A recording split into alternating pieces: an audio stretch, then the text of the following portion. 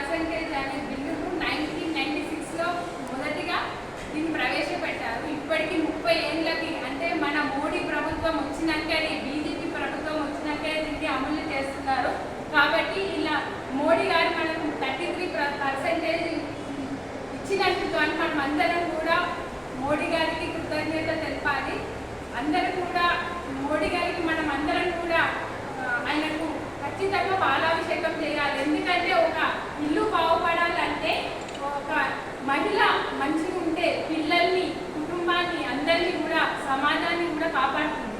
ఆ విషయం తెలుసుకొని మోడీ గారు దేశం బాగుండాలంటే మహిళలు ముందుకు వస్తేనే, అన్ని రంగాలలో ముందుకు వస్తేనే బాగుంటుందని, రాజకీయ రంగాలలో కూడా మహిళల శాతం ఎక్కువ ఉండాలని 33% రిజర్వేషన్ ఇచ్చినందుకు కూడా మేము మోడీ గారికి ధన్యవాదాలు తెలుపుతున్నాము.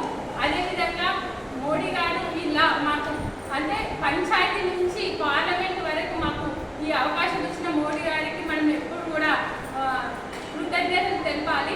ధన్యవాదాలు మోడీ గారికి. అదేవిధంగా మోడీ గారు మహిళల గురించి చాలా పథకాలు, ఏంటి బేటీ బచావో బేటీ పడావో, సుకన్య సమృద్ధి యోజన, ముస్లిం మహిళలకైతే అంటే క్రిస్టియన్స్కి, ముస్లిమ్స్కి అనే తేడా లేకుండా, హిందువులకని తేడా లేకుండా ముస్లిం మహిళలకు ట్రిపుల్ తలాక్ అనే చట్టాన్ని తెచ్చి మహిళలను రక్షింపబడుతున్నారు. అదేవిధంగా చాలా నిర్భయ చట్టాలు, ఇలాంటి మహిళలకు ఉపయోగపడే ఎన్నో చట్టాలు తెచ్చారు. అదేవిధంగా ఇప్పుడు గ్రూప్ మహిళలకు కూడా ప్రతి ఒక్కరికి వాళ్ళ ఆర్థికంగా ఎదగడానికి కూడా